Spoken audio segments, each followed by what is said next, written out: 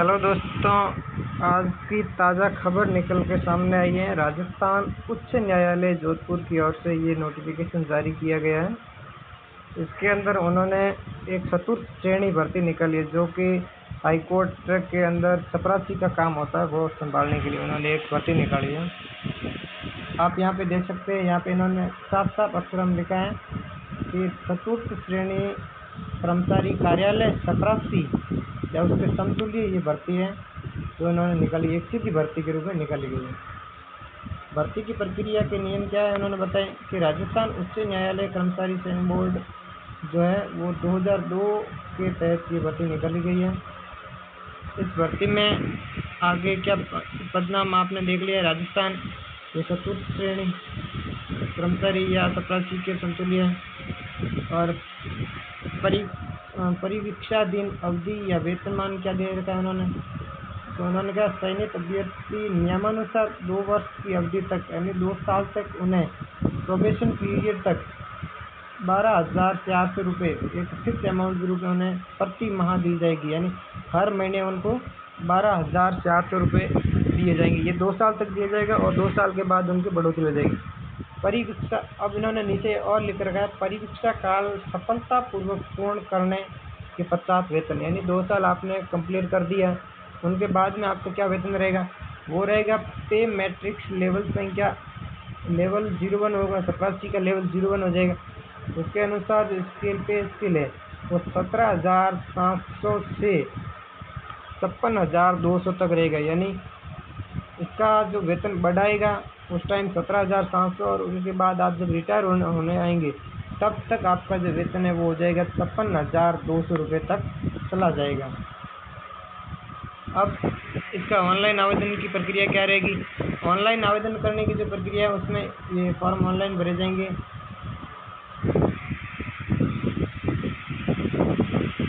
और आगे इन्होंने क्या दिया है, आवेदन करने की समय अवधि, और उन्होंने आवेदन करने की जो टाइम दिया है वो दिया है 27 जून 2025, 27 तारीख से स्टार्ट होंगे, शुक्रवार को दोपहर 1 बजे से स्टार्ट होगा, 26 जुलाई को शनिवार तक शाम को 5 बजे तक ये फॉर्म भरे जाएंगे, यानी 27 जून से लेकर 26 जुलाई 1 महीने का टाइम दिया है इन्होंने। और ऑनलाइन शुल्क है उसकी समय सीमा उन्होंने कितनी दी है, 27 जून से लेकर के 27 जुलाई तक दिया इन्होंने। वही टाइम में ओनली 1 दिन इन्होंने ज़्यादा दिया है वो कि आवेदन करने में, ठीक है। ये ऑनलाइन फॉर्म भरे जाएंगे और इन्होंने ये साफ साफ लिख रखा है, इन्होंने यहाँ ये साफ साफ लिखा है कि आवेदकों को सलाह दी जाती है कि ऑनलाइन आवेदन की अंतिम दिनांक व समय का इंतज़ार किए बिना यथाशीघ्र निश्चित परीक्षा शुल्क अदा करें, यानी जो आपको टाइम दे रखा है उन्होंने उसके अंदर आवेदन करना होगा, उसकी तारीख आगे नहीं बढ़ाई जाएगी, इन्होंने यह साफ साफ लिख रखा है। अब परीक्षा का स्थान कहाँ दिया जाएगा, तो ये परीक्षा के स्थान राजस्थान उच्च न्यायालय द्वारा परीक्षा राजस्थान के जिला मुख्यालयों पर आयोजित हो जाएगी। हर जिले के अंदर 41 जिले तो 41 जिलों के अंदर आयोजित की जाएगी। अगर आवश्यकता होने पर उपखंड या तहसील कार्यालयों पर अगर आवेदन ज़्यादा आ जाते हैं तो परीक्षाओं का जो आयोजन होगा वो कहाँ पर हो जाएगा, उपखंड या तहसील लेवल पर किया जाएगा। परीक्षा के दिनांक व माह संबंधी जो सूचना है, परीक्षा कब आयोजित कराई जाएगी, इसके लिए वो अलग से एक सूचना या नोटिफिकेशन जारी कर देंगे, ठीक है। आगे इन्होंने क्या कहा, परीक्षा शुल्क के बारे में बताया, यानी एग्जामिनेशन फीस क्या रहेगी। फीस के बारे में उन्होंने बताया कि सामान्य वर्ग, अन्य पिछड़ा वर्ग, क्रीमी लेयर श्रेणी या अति पिछड़ा वर्ग क्रीमी लेयर की श्रेणी जो है उनका 650 रुपये है, 650 रुपये। और राजस्थान राज्य के अन्य पिछड़ा वर्ग जो कि क्रीमी लेयर यानी नॉन क्रीमी लेयर के अंदर आते हैं और अति पिछड़ा वर्ग नॉन क्रीमी लेयर के अंदर आते हैं, उनका फीस है वो है 550 रुपये। और राजस्थान राज्य के जो अनुसूचित जाति या अनुसूचित जनजाति SC या ST के जो भूतपूर्व सैनिक है उनके लिए उन्होंने फीस रखी है वो है 450 रुपये। दिव्यांग जन जो डिसेबिलिटी धारी जो है उनके लिए ये है 0, यानी उनको फ्री में फॉर्म आवेदन दिए जाएंगे। अब इन्होंने लिखा है कि परीक्षा शुल्क की वापसी से संबंधित किसी दावे पर विचार नहीं किया जाएगा, यानी आपको कोई रिफंड वापस नहीं दिया जाएगा और न ही परीक्षा शुल्क किसी अन्य परीक्षा हेतु आरक्षित रखा जाएगा। यानी आपने ये जो फीस भरी है, आपका अगर नंबर नहीं आता है तो ये अन्य किसी भी भर्ती के लिए ये फीस लागू नहीं की जाएगी जब तक कि भर्ती प्राधिकार द्वारा विज्ञप्ति निरस्त नहीं हो जाएगी। ठीक है। आगे इन्होंने एक चीज़ लिखी है कि उनके द्वारा पूर्व में अदा की आगे अगर किसी प्रकार की कोई फीस भरी है या ऑनलाइन फॉर्म भरे है, उनके अंदर अगर उनका नंबर नहीं आया है तो वो फीस इस वक्त कोई काम नहीं आएगी, आपको अलग से फीस भरनी होगी। रिक्त पद इन्होंने कहाँ कहाँ है? राजस्थान उच्च न्यायालय के अंदर है, राजस्थान उच्च न्यायिक अकादमी के अंदर भी इनके पद हैं, राजस्थान राज्य विधिक सेवा प्राधिकार के अंदर पद हैं, जिला न्यायालय हेतु के पद इन्होंने दे रखे हैं।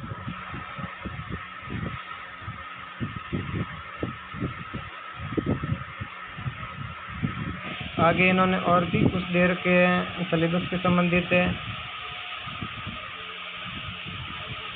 उत्कृष्ट खिलाड़ियों के लिए ये इन्होंने अब उत्कृष्ट खिलाड़ी अलग अलग है, जो एशियाई गेम है, दक्षिण एशियाई गेम है, सेफ गेम से इनके अंदर इन्होंने अगर उनके पास सर्टिफिकेट होता है तो ये काम आ जाएगा इसमें।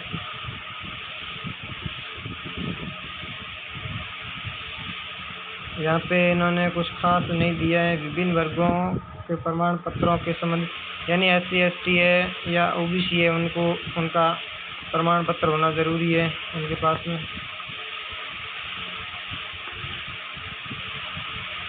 यहाँ पे भी कुछ खास नहीं दिया इन्होंने।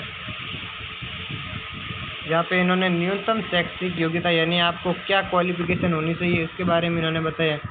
इन्होंने बताया माध्यमिक शिक्षा बोर्ड राजस्थान या सरकार द्वारा मान्यता प्राप्त अन्य किसी भी बोर्ड से सेकेंडरी यानी 10वीं पास होना आवश्यक है।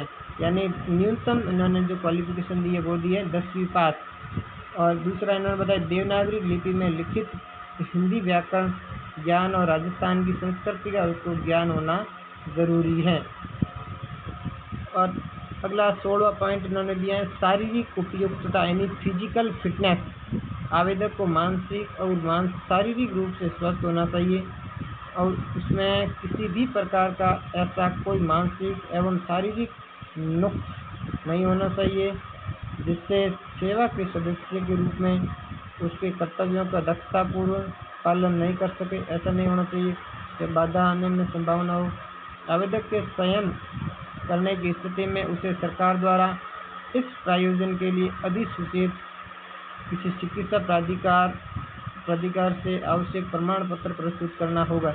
अगर नॉर्मल डिसेबिलिटी या नॉर्मल विकलांगता का है कैंडिडेट तो उसे अपना डिसेबिलिटी तथा मेडिकल रिपोर्ट उन्हें प्रस्तुत करनी होगी।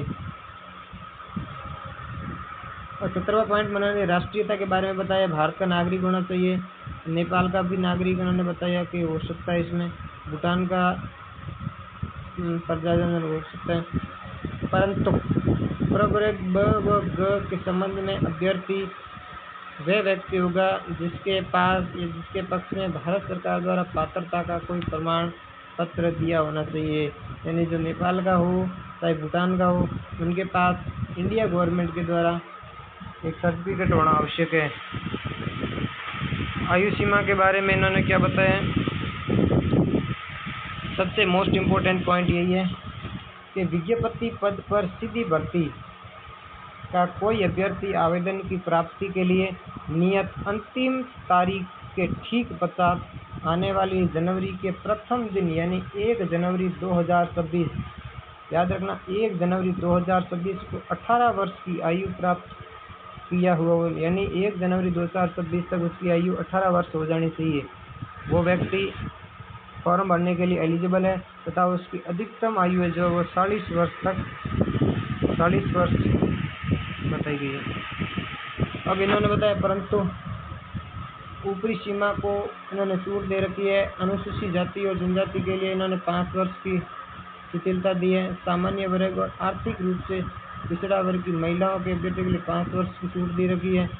अनुसूचित जाति व अनुसूचित जनजाति या पिछड़ा वर्ग, अन्य पिछड़ा वर्ग के कुछ महिलाएं अभ्यर्थी को के मामले में 10 वर्ष तक की शिथिलता दी गई है। इन्होंने बताया विधवा या तलाकशुदा स्थिति के कोई भी ऊपरी सीमा नहीं होगी। विधवा और विच्छिन्न विवाह तलाकशुदाओं कोई भी ऊपरी सीमा नहीं होगी।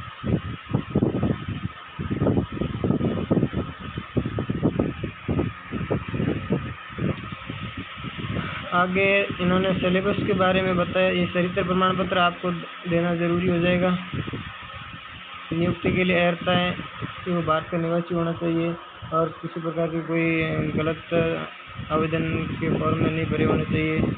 परीक्षा की स्कीम और पाठ्यक्रम, इन्होंने पाठ्यक्रम के बारे में क्या कुछ बताया। या इन्होंने पाठ्यक्रम में बताया तो सामान्य लिखित परीक्षा 2 घंटे की अवधि की होगी। यानी ये जो एग्ज़ाम होगा ये कितने घंटे का होगा, 2 घंटे का एग्ज़ाम होगा। 2 घंटे की परीक्षा हो जाएगी जिसमें मैट्रिकुलेशन मात्रक यानी 10वीं पास के वस्तुनिष्ठ प्रकार के बहुविकल्पी यानी ऑप्शन वाले 4 प्रश्न आएंगे। इनमें इन्होंने सिलेबस में सामान्य हिंदी, सामान्य अंग्रेजी और राजस्थानी संस्कृति और बोलियां, ये 3 टॉपिक इसके अंदर शामिल किए गए। 2 घंटे की परीक्षा होगी, इन 3 टॉपिक से प्रश्न आएंगे और लिखित परीक्षा में कुल 85 अंक और प्रत्येक अंक 1 अंक का होगा। यानी इस परीक्षा के अंदर कुल 85 प्रश्न होंगे और प्रत्येक प्रश्न 1 अंक का होगा। यानी 85 नंबर की परीक्षा होगी जिसमें सामान्य हिंदी, सामान्य अंग्रेजी व सामान्य संस्कृति और बोलियों से क्रमशः हिंदी के आएंगे 50%, सामान्य अंग्रेजी के 10% और 25% आएंगे राजस्थान की संस्कृति और बोलियों से संबंधित। गलत प्रश्न है तो कोई नकारात्मक यानी कोई नेगेटिव मार्किंग नहीं की जाएगी। आपको पूरे के पूरे प्रश्न अटेंड करने आना है। लिखित परीक्षा OMR सीट पर होगी। लिखित परीक्षा में प्राप्त अंकों के आधार पर कुल रिक्तियाँ या 3 गुना अभ्यर्थी लिए जाएंगे। यानी साक्षात्कार इनका इंटरव्यू होगा। इंटरव्यू में इनको 3 गुना बुलाया जाएगा। यानी इंटरव्यू के अंदर 15 नंबर का इंटरव्यू होगा। अब इंटरव्यू के बारे में ये यहाँ पे बताया है कि लिखित परीक्षा और साक्षात्कार। लिखित परीक्षा ये 85 नंबर की और 15 नंबर का होगा इंटरव्यू, जो का 3 गुना विद्यार्थी को लिया जाएगा इसमें।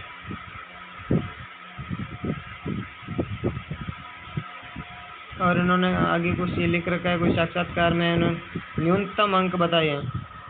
आपको परीक्षा के अंदर विद्यार्थियों को न्यूनतम 45% अंक प्राप्त करने जरूरी होंगे और भूतपूर्व सैनिक के अनुपलब्ध अंक इनके मामले में 5% की 5 नंबरों की शिथिलता दी जाएगी। आपको अगर इंटरव्यू देना है तो वहाँ पे आपको 45 अंक लाने ज़रूरी हो जाएंगे। 100 में से 45 अंक लाने ज़रूरी हो जाएंगे।